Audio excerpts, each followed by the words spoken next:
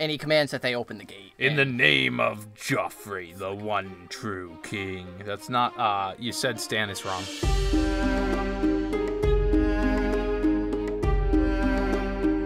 Heyo, hey everybody, and welcome to another episode of Brotherhood Without Manners, your favorite full spoiler reread podcast of George R.R. Martin's A Song of Ice and Fire series, reading a Clash of Kings. As always, I'm Zach. Sitting here next to me is my brother Nate. Not being possessed by demons. Or Clash of Kings. Well, I don't think... The book spirit is possessing me. I guess so. If you've joined us before, you know that we are full spoiler. If you haven't, we are full spoiler. Surprise. We will ruin things for you. We like to talk about the whole series congruently and not just book by book. So this is your fair warning. Yoren dies at the end of this chapter. There you go. You've been warned, and there's your... spoiler? Yeah. And so, welcome back if you joined us before. We always appreciate you joining us. It is hot as hell in here, so I'm going to take off my sweater. You should have done that before we started. Says the guy who's currently taking off his sweater. Quietly, not announcing it on air. Anyway, last time we were reading Jon 2. Got to White Tree, which is essentially just a large weirwood tree-covered town. Small village, four little shitty houses, and completely empty. Yeah. I mean, there wasn't a whole lot going on in that chapter. We learned a lot about the wildlings and how they're not there. It was more the mysticism of the North. And that's what I was going to go with it. This haunted forest, the seemingly abandonment of these wildling villages, and what are they fleeing from, and spooky stuff. So, from Jon, we go to Jon's favorite little sister. Which he mentioned in that chapter. And this is, so far, Arya is fucking killing it as far as chapter numbers, because this is Arya 4 we're going to be covering today, and that's the highest amount of chapters. I mean, Dany's had one. Jon just finishes Theon's second. had one. Davos has Tyrion's had one. sitting at 3, which is close. But... And so, yeah, we're going to pick up today with Arya. Arya and company have come to a river. Well, where was Arya last time? Oh, yeah, last time. Last time, they were slow going, and it was pissing Arya off. The trail had narrowed tremendously to where they slowed to a crawl, and we had mentioned sort of the reverse of her journey south, where she was really enjoying the scenery and everything around her.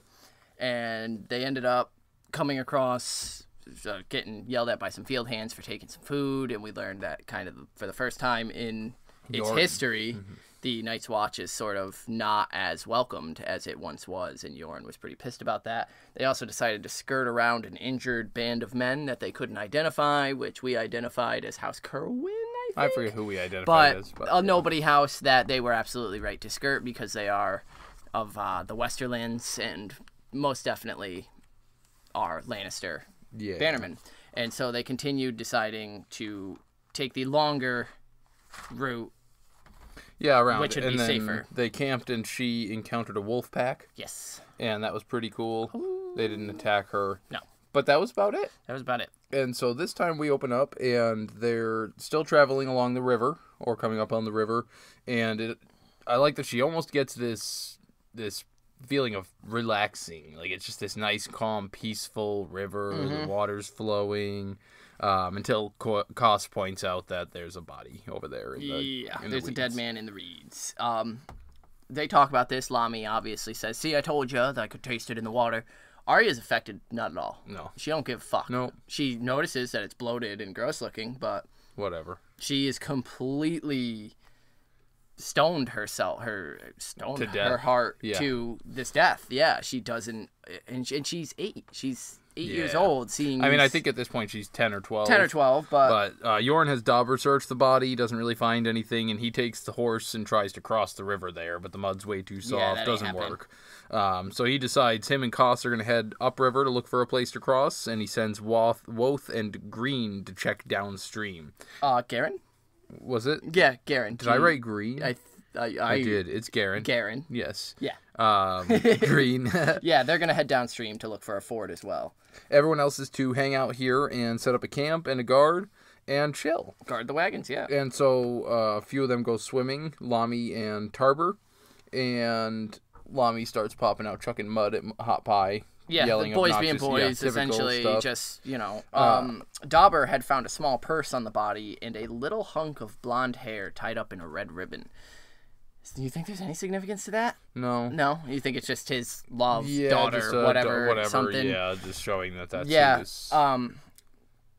And then as the boys are all skinny dipping and cleaning themselves and everything, Arya is watching Kurtz catch a fish with his bare hands. Yeah. She saw how he did it, calm as still water, his hand darting as quick as a snake when a fish would near.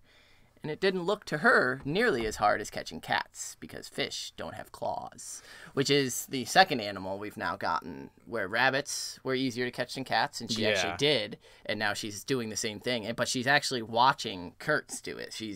Well, and that's what's cool, is that she's noticing how he's acting, and seeing the reason for him doing it and being capable of it is because of these little things that Sirio taught her. Calm as still water, quick as a snake. Yeah.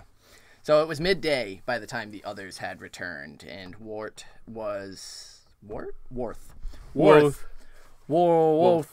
reporting a burned bridge downstream that they ain't crossing there, and Yoren has mentioned that he spotted smoke north and west, and so he maps it out in the mud, and he recalls a holdfast pretty much on the southern point of the God's Eye, the God's Eye, and it's from there they can take a ship across to the God's Eye to Harrenhal, where they can buy fresh mounts or seek shelter at Harrentown. They'll go to Harrentown, where they can get fresh mounts or seek shelter at Harrenhal, because Lady Went has always been a friend of the Watch. Well, not anymore. Yeah, no. Well, not that she wouldn't be a friend of the Watch, but more that it's not under her control anymore. Mm-hmm. Obviously, they don't know that Tywin Lannister is fucking chilling there. And Hotpie fears ghosts. They say it's cursed, and Yoren doesn't give a shit. Yeah, Yoren's like, shut the fuck up, get on your mounts, let's go. But Arya recalls old Nan's telling of... Now, we've already told the Harrenhal story a few times over the podcast, and, Aegon burning it and causing all the death and chaos, but it wasn't that bad, but it was pretty fucking bad. But anyway... I like in this, though, because we get the sort of rumor of it, the fairy tale aspect of this King Harren and Harrenhal, the curse. Well, because then she also mentions that Arya doesn't really believe in any of those things. She's more interested in the knights. It would be knights at Harrenhal. Which is funny, very funny, I think, that of all people, Arya is the one hoping for a knight and this lady. Because Lady Went, she thinks I could reveal herself, and...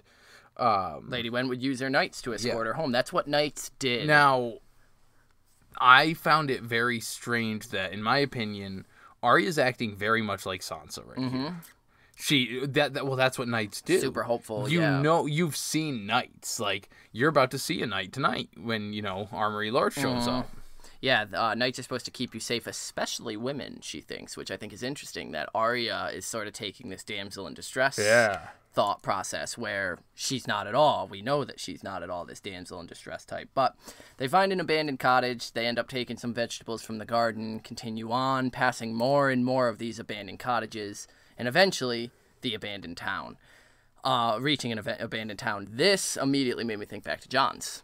Same thing. Yeah, the abandoned city. Town after town is just abandoned. What are these people fleeing? That type of thing. But yeah, so Yoren splits the group into little parties, search parties, to head out and look at things.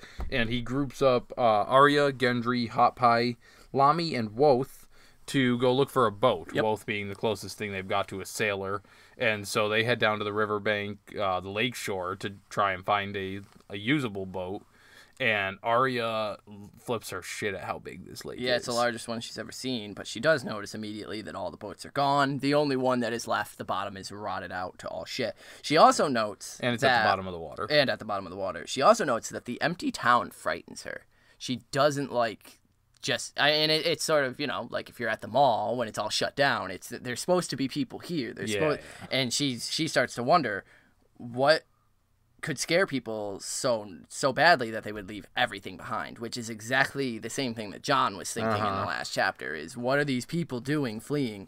And so, she gallops ahead of everyone else, and they begin to argue about what to do next for finding boats or whatever they can do. Should they check the inn? Should they do this? But Arya doesn't care. She kneels by the lake, and it was warm as tears, but there was no salt in it, and it tasted of mud and summer and growing things. And she plunges her face in, and it just feels great, and she wishes that she could just swim all the way back to Winterfell. Yeah, she's apparently doing that for a while, because Wolf finally yells at her to fucking get over here and help. Like, what the fuck are you doing?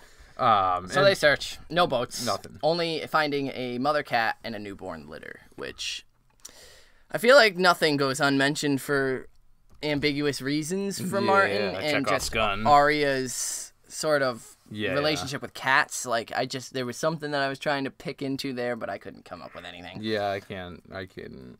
So it's dark by the time Yoren returns from checking the main lord's tower. Yeah, and all they can gather is that it is abandoned. Yeah. They don't really know why or what caused it.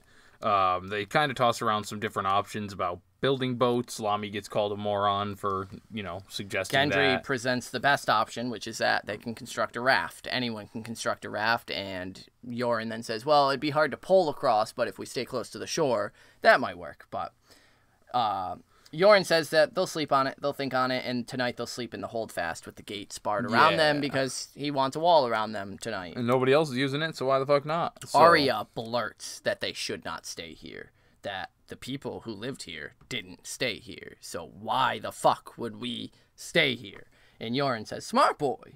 Thing is, the folks who lived here were at war. I think that means more for the little outside village part, because Lamy was freaking out about, why don't we just stay here in the town at the pub or go down to the inn? And I think it's the whole thing. I think Arya wants to move on. I don't think she wants to be here at all. I think the whole situation of an abandoned holdfast to her is weird, spooky. And so she's like, nah, let's just go. Let's keep moving. I'd rather camp on the road by the side of the lake. But yeah, like you said, Yoren... Because Lamy tries calling her chicken. Yeah. Scaredy cat, you're... And Yoren's like, smart. Obviously, they all left for a reason. But like you said, they were at a war. He's thinking, we're the Night's Watch. We don't take sides. We get a pass on this. We're safe. Yeah, we're not. We are the Night's not Watch. We take no part, so we are no man's enemy. And Arya thinks, and no man's friend. Which, fucking A, Arya. So, they enter into the holdfast, the actual keep itself, and the holdfast was better than most, but not the best. The gates were iron bars that they ended up finding a huge X-brace to sort of close it when they were locked in, so it's pretty good and secure. And Garen discovers that there's a trapdoor under the straw in the barn, which leads to a tunnel leading out by the lake. So, Yoren ordered a wagon rolled onto it. That's there for no reason. So that no one could. Yeah, that tunnel will come up no later.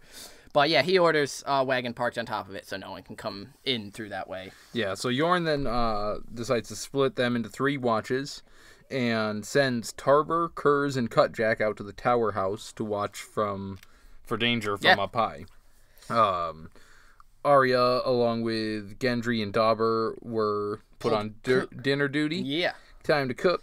And he makes her pluck a chicken while Gendry chops wood. Why can't I split wood? I don't know. I just love her, It's that gender role thing. Why am I the woman in the kitchen? Right. Why can't I go split the Why firewood? do I have to pluck the chicken? This is bullshit. Make Bran do it. And Arya also drew, and Yoren was just sharpening his dirk. I did say Bran on purpose there. What? I said Bran on purpose there, by the way. Arya drew second watch that night, so she found a straw pallet, borrowed Yoren's whetstone, and set to sharpening needle while she waited for it, and things because she couldn't sleep during the first watch when she was supposed to be, but... Things on Syrio saying that a dull blade was like a lame horse, and so, she wanted to keep up on it. Hotpie watched her, asking, where did you get a sword like that? And she kind of eyes him. I'm not saying you stole it. We're cool. We're chill now. And she kind of lets her guard down a little bit. And she tells him her brother gave it to him. Him, because she's airy, but But he's like, I didn't even know you had brothers. And she's like, yeah. Oh, shit. Yoren said I should keep my mouth shut about this thing. So she becomes bitchy. She's I think it's funny right there that she says that, because I think that's important in the end of the chapter, that Yoren would throw a fit at her for saying too much. Yeah. But she gets bitchy at him, saying, "Oh yeah, I had 2 older brothers who taught me to kill people who annoyed me." Yeah. And Hotpie's like, "Yo, all right, I'll go." He was like people who bothered me, and he's like, "We were just talking, not bothering you." Like, yeah. the hell. And so he leaves, and she must have slept, though she doesn't remember. And with that, I think we're gonna take our small council. All right. As she wanders off into sleepy land, Betty Bye drifts away. Okay, small council. Bye. Later.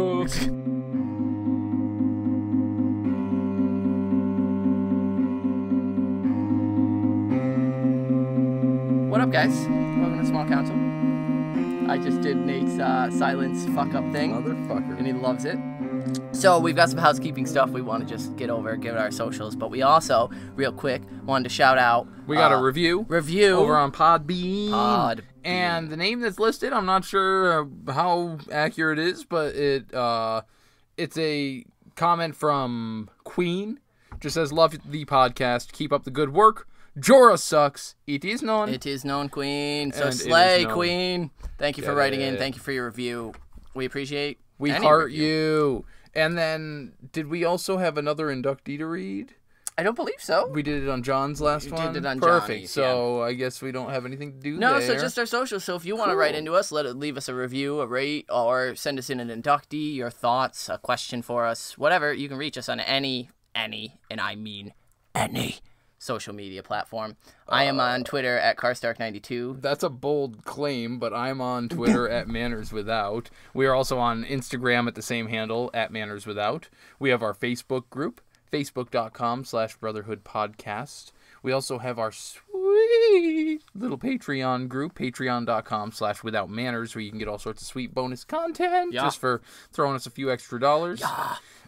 We also have the new, ratethispodcast.com/Brotherhood. Yeah. And you can leave a review there. It will just automatically direct you to whatever app is most convenient for you to leave a review on. It's so nice. It's so easy. So easy. I'm singing a lot right now, so I'm going to stop doing that stuff. But I also wanted to, once again, hint at the fact that we'll be making a pretty big announcement soon. We could technically make the announcement now that it's scheduled, but I'm thinking we'll wait another... Let's be dick teases about it, another week or two and see, so... Big works in big news in the works, not big works in the news. There's big works in the news, too. I mean, there is big works in the news, but the news is scary. But anyway. Podcasts are not meant to be scary. So. Did we miss any? We need our email as well. That's where most people like to write to us. That's where our little French friend there writes to us. That's where the Not So Silent Sisters write to us. All that kind of stuff.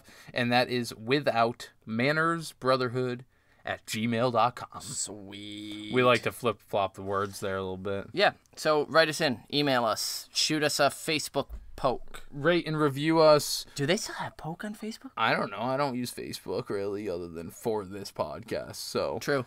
Poke us on Facebook if you can. Sure, yeah. That way we know that it's a thing. It exists. And we'll let you finish up the Arya chapter. So, deuce. Bye, Yorn.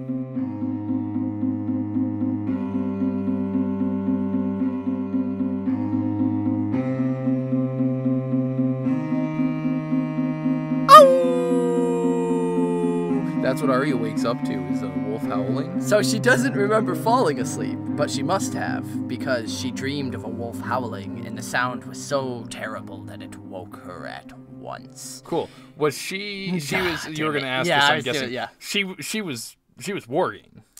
She was warging here, right? She was warging. But why is it a terrible sound to her? Because originally she was making this terrible Nymeria sound. Warning her? I think Nymeria, because they both see as Nymeria and start howling to warn, and so when she wakes up, she's aware of what the call is. I know. Shit, because that's it. She just knows. Yeah, she already starts. As soon as she sits up, she begins pulling on her boots, waking up everyone around her. Hotpie, Lami, everybody, get up. Who mock her? Oh, Arya had a bad dream until Kurtz blew his hunting horn from the tower. And then suddenly everyone is fucking up, snatching weapons. I think it's, in the heat of battle we'll do that, but after that, nobody questions the fact that she woke up 30 seconds, a minute before the horn's blowing, going, yo, you guys hear that wolf? But yeah, that was definitely what I got from it, was Nymeria was this first warning system for her, and she woke up like, oh, fuck. Yeah, because even if she wasn't necessarily warging, she was warging. She had to be because warging. Otherwise she's just dreaming about Nymeria. Yeah, which you don't just have a dream about Nymeria. You're warging. Yeah. She everyone begins snatching up weapons. Arya ran for the gate, and as she's running, she sees Biter throwing himself against his chains as Jaquen H'Ghar calls out to her, sweet boy, free us. A man can fight. She ignores him, hearing horses and shouts from beyond the wall, so she scrambles up to the parapets, even though she's got to climb and... I was really looking forward to being the one that got to say parapets first. Oh, I love the word parapets, yeah. So she has to, dig her toes in and kind of hoist climb herself. Climb up a bit, and as soon as she does, Gendry's like, how many out... what are we looking at? What do we got? What? She's like, dude, fuck let me look. 1, 200. There's a couple hundred. In the village, she sees men with torches, and as her head clears the parapet, she sees a couple immediately burst into flames. They are burning this village. Yeah, the village is going up in smoke. And a column of riders begin moving toward the hall. Yeah, as Gendry points out, you can see that they're now making their way over here. And I love this scene. It's pitch black except for the fire that these men have. So she sees mail and plate orange in the torchlight, and one carried a banner that seemed red, but was hard to tell in the dark. And I love that they can't identify them. It's this scary, oh, fuck. Right. Who is this? Yeah. Who the fuck is this? What do they want? Yoren is shouting commands as Arya feels something bump into her leg, and looking down, she sees the little crying girl. Which she was blaming for having trouble sleeping earlier, too. And Arya gets pretty savage here. Yo, I was going to say the same thing. Shoves her away. Go away, you stupid. Go hide. Because she almost says it in a concerned, but it doesn't feel like that at all. What are you doing up here, stupid? Obviously, at this point, the little girl should be hiding. She shouldn't be. Arya herself should be hiding, but... this little crying girl who's half Arya's age should be hiding. And so Arya just shoves Arya's getting ready, getting that adrenaline going, getting ready to fight. So yeah, she go away, you stupid, go hide. And it's just like, damn, Arya, that's fucking cold. Yeah. And as soon as she does that, one of the guys comes riding up with the pointed spike on his helm and starts hollering up out at them, telling them to open the gates, asking if they are Lord Beric Dondarrion's cravens, and if Thoros of Myr is in there with them.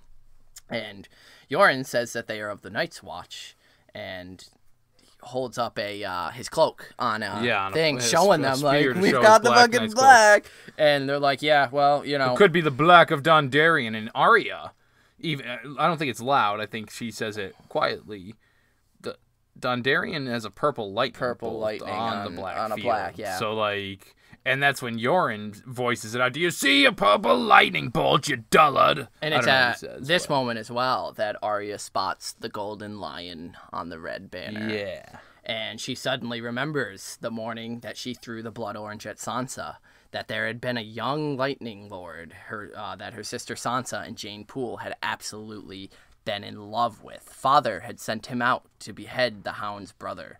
That seemed like 1,000 years ago, like it happened to a different person, to Arya Stark, the Hand's daughter, and not Aery the orphan boy. So already this disassociation of identity. Yeah. That happened to someone else. I'm Aery the orphan boy. It's a whole different life. Yeah. Just a couple months back from where my father got beheaded, and yeah, just her recollection of that knowledge, though.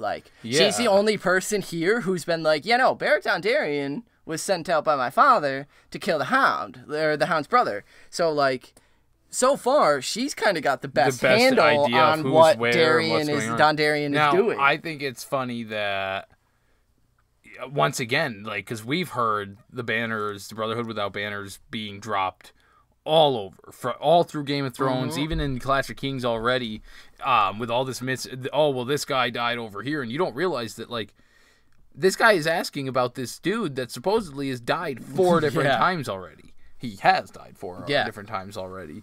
But it's just, you don't put that together. That this dude has actually died. It's just these rumors, these twists on it. Well, that and they messed up the name. And they mess up the names and everything like that, yeah.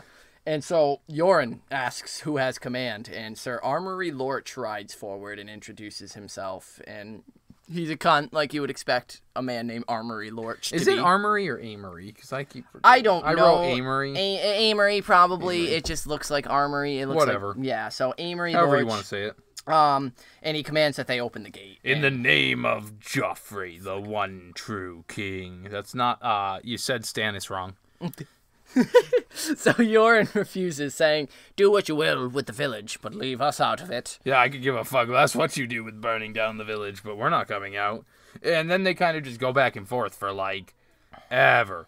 You come out, we're not coming out. Yeah. We're the good guys, you're the bad guys, we'll kill you. We're the Night's Watch, leave us be. Arya wants to shout to the men below and tell them, "Look with your eyes," as Syrio had told her. "Can't they see that we're not knights or lords?" she whispers quietly. And Gendry seemingly heard her because he says, "I don't think they care, Arya." And she looks into their eyes, as Syrio taught her, and realizes that he's right. Yeah, they're there to kill him. They don't care who they are. They're going to kill them. And so Yoren shouts that we've got young boys in here. He's trying to, at this point, appeal to any kind of humanity. Decency. Like, it's just fucking orphan boys and me in here. Like, you got no one of import. And Amory Lorch says, "Young boys and old men die the same." And he raises a fist and gives an order, and a spear hurtled out of the darkness. Yoren must have been the target, but Wath beside him took the hit, the spear taking him through the throat and exiting out the back as he crumpled from the battlements. I like Wath. Yeah, dude. That was such a, oh, fuck. Oh, shit, like, well said, yeah. And it's on. Yeah. Man. It's game time. So Amory orders them storm the walls and kill them all. Things get pretty intense here just because of how much is going on. And yeah, it gets pretty intense here, and we'll learn that the outside of these walls are pretty rough and easy to climb with two hands because they don't have any ladders. The first guy that makes his way up the fucking wall, because people start launching fucking fire. Hotpie starts losing his mind. Right, well, because like, he goes to unsheath his sword, the one that he just got from the last time some people were fucking around, when the gold cloaks came messing around. And he drops that sword just trying to unsheath it. Yeah. And Arya picks it up and just shoves it into his hand. He's like, "I don't know how to sword fight." Yeah.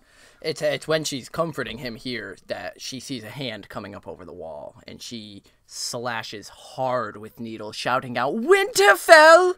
And blood and fingers flew as the man suddenly reeled back from the wall, falling off. Yeah. Wow. Arya. So, obviously, we saw it with Tyrion getting caught up in the moment, shouting Casterly, but she just screamed out Winterfell. Oh, yeah. She just locked in the... She revealed who she is, essentially. And less so about that currently, and more of the fact that these are Lannister men. Yeah. If any of them heard you just yell Winterfell, everyone in there's dead. Yeah. There was no hope of you being Night's Watch after yelling that. Granted, there wasn't much hope anyway at that point, but it's funny how she was just disassociating herself with Arya. Yeah, someone else's life. This quick, she just immediately, once the adrenaline's going, and I feel like I remember it being brought up in like another chapter or two. Why'd you yell Winterfell? Type shit, but I can't quite remember. I like the kind of switch of what is actually happening versus what we should be inferring. Because when this happens, when Arya screams Winterfell and cuts this dude's hand, you're like, fuck yeah, my girl.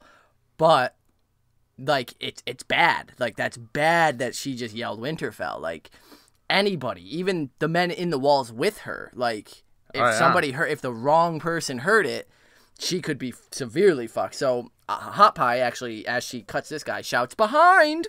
And Arya turns and sees a second man, and she goes at him with needle. She actually doesn't... She goes to stab him right in the face, and he just trying to avoid it, launches himself off the wall So she turns and yells at Hotpie, "Watch them, not her. Like, come the fuck on, man. Help." And so, yeah, she's slashing and shoving, and Gendry's up there slashing and shoving, and Hotpie's even up there slashing and shoving, but there always seem to be more. And she sees another Lannister banner, and her immediate thought is, I wish Joffrey was here so that I could stab him too. Yeah. Fuck. Yeah. That's how I mean, this is all just working her list into place. Yeah, the blood is boiling. She's ready for a fight. Dauber takes a knife to the belly, and everything around them smells of blood and iron and piss. And Arya, Gendry, and Hotpie just fell on a skinny man, and whose helm got knocked off. And Arya sees that he's just a scared-looking normal dude. But even as she was feeling sorry for him, she was killing him. shouting Winterfell over and over while Hotpie screamed Hotpie. Even as she was feeling sorry for him, she was killing him. Yeah. Like, holy shit, what a sentence that is. Well, that's, like, this girl just went on a fucking killing spree. It also... I mean, it's in defense of this, the group and yeah, everything. Self-defense and all that. And to be expected, but... She's 10. Holy shit, 10 man. years old. She just went nuts. And not a second thought. Nope. It also makes me think back to Patreon subscribers. Patreon, our Winds of Winter sample chapter with Sir Barristan Selmy, where he gives a speech about, you know, hate your enemy if you must, love them if you can. That was, even as she's feeling sorry for him, she's killing him. It's that. I can sympathize, but you're trying to kill me. So and it's definitely because of the helm getting knocked off. She realized, oh, this is just an old dude. This could be a guy at Winterfell walking around, and he got recruited to Sir Amory Lorch's fucking bullshit. And so, yeah, Arya sees now that they've made it into... Well, yeah, because Gendry picks up that guy's sword and, like, leaps off the battlements down into the fucking with his bullhead helmet on. Hero landing. Yeah, 3-point landing. At that point, Arya kind of, like... And I love this whole scene, but Arya looks down and sees steel shadows running across, realizing that somebody somewhere has breached the walls. And she jumps down and lands the way Syrio had taught her, right beside Gendry. And I wrote this quote down because I like this a lot. The night rang to the clash of steel and the cries of the wounded and dying. For a moment, Arya stood uncertain, not knowing which way to go. Death was all around her. I just picture as soon as she lands that this is like Martin doing like the slow motion freeze frame montage. Like hits. All these people are just dying around her. There's dead people. There's fighting, and it's just going all. And then next thing we know, Yoren's grabbing her and just fucking shaking her, screaming at her, "Run! Boy. Get out! Round up the other boys! Take the trapdoor to the barn! Go now!" So Arya and Gendry gather up Hotpie, find Lamy with a spear through his calf, Garen too hurt to move, and Arya actually finds the crying girl as well. But the crying girl doesn't want to move. She's crying. She is what Arya should be, petrified, fucking terrified. She can't move. Arya slaps her, and even that. Can I just point out that this girl's probably already seen this group. This happened. These people. She's done this already. They've killed everyone she knows. No wonder she's so freaked out and terrified. Everyone she's ever met has died in this same way. Yeah. And this is, I mean, a week after she got pulled out of their fucking, village. Like, yeah. So Arya just drags her, seeing that the barn is starting to burn. Everything is starting to burn. So Hotpie... fucking, come on, leave her if she won't come, and rushes ahead, just leaving her. And then Gendry comes running back out and picks this little girl up, tosses her over his shoulder, and they all head inside. And as they're making their way across, once again, Arya's... the poor animals in the barn. Because she runs in and, like... Yeah, it's just a mess in there. Chaos, shit's collapsing, everything's on fire, and as she's feeling bad for the animals... She sees the other cart, the other wagon, that's got Rorge just fucking slamming against his manacles, causing himself to bleed all over.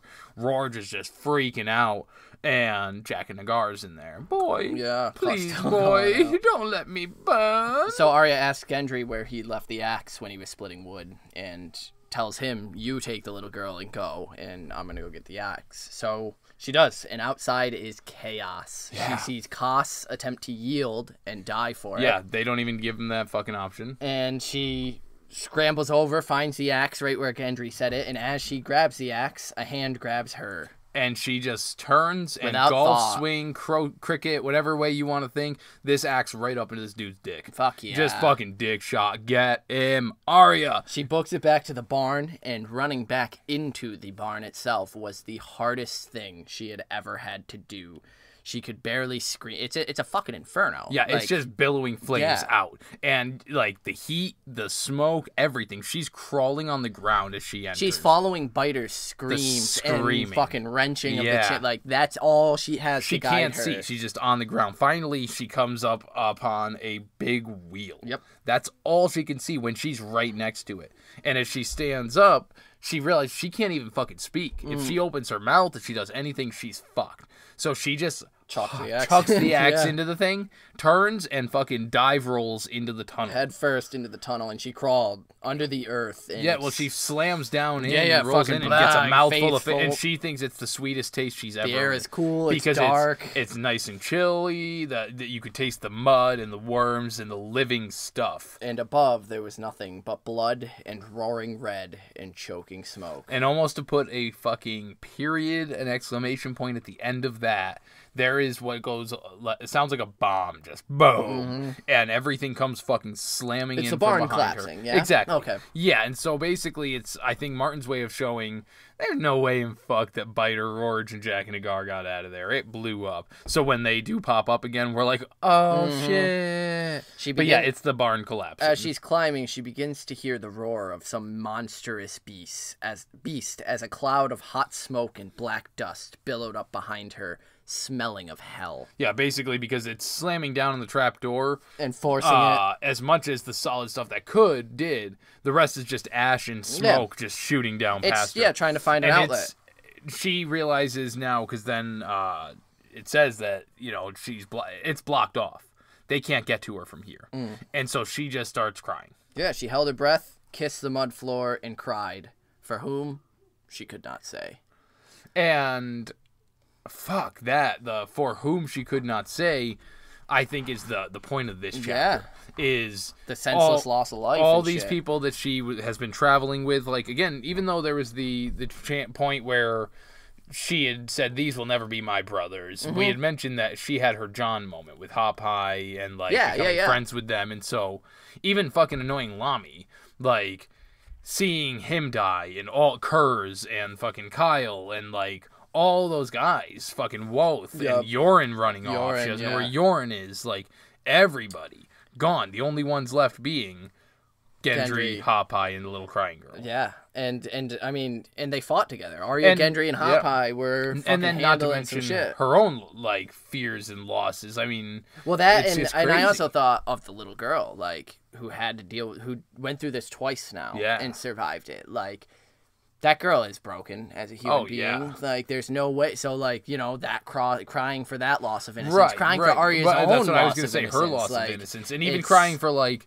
that skinny man that she had killed. That she had to kill, and so she doesn't know who she's crying for. It's that buildup of emotion and the release of, I'm probably going to die because there's a hell demon coming after me in this tunnel, so put my head down and just release everything that I've been feeling. And yeah, fuck, that's Arya 4. What a great fucking chapter. But, and it's not entirely clear until we get to the next one, R.I.P. Yoren. He is, in fact, dead now. We'll find out that he did take out around 4 guards with him, but yeah, Yoren's fucking dead. And so Arya is now officially on her own with Gendry, Hotpie, and Little Crying Girl. And so, you got an inductee?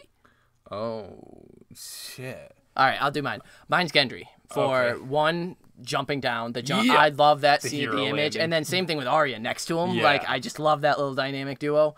And then he runs back out. When Hotpie rushes in, like, fuck this noise, it's Gendry who comes out with his bull helmet, and it's reflecting the fire. Oh, yeah, and the ways he was doing that, he just runs over and throws this little girl, and it's like, let's go. Like, let's go. And then the fact that he doesn't question Arya when she's like, where's your axe? Because he knows, he's like, I wouldn't give the donkey a second thought. Yeah. And she's like, where is it? And he's like, it's here.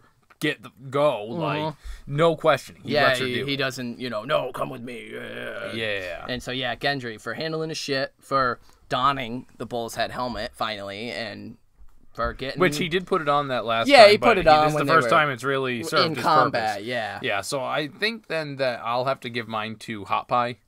I like that Hotpie. Because, like... Hotpie. I love that Hotpie loves to yell Hotpie. He's hacking this guy up. But also, after Arya was like, watch them, the very next thing that Martin wrote was that he did. Yeah. The very next guy that came up, he came up and hacked at those fucking knuckles. Yeah, he doesn't know how to sword fight. He's terrified. He's this big, fat, roly-poly, jolly motherfucking baker's boy.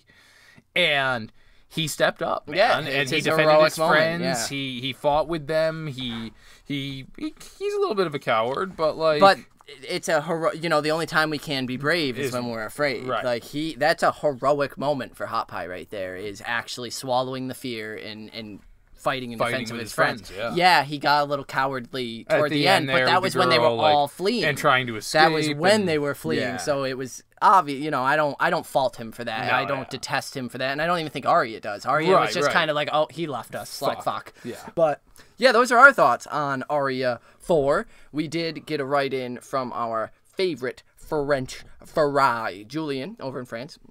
He says Valor Morgulis, even Yorn.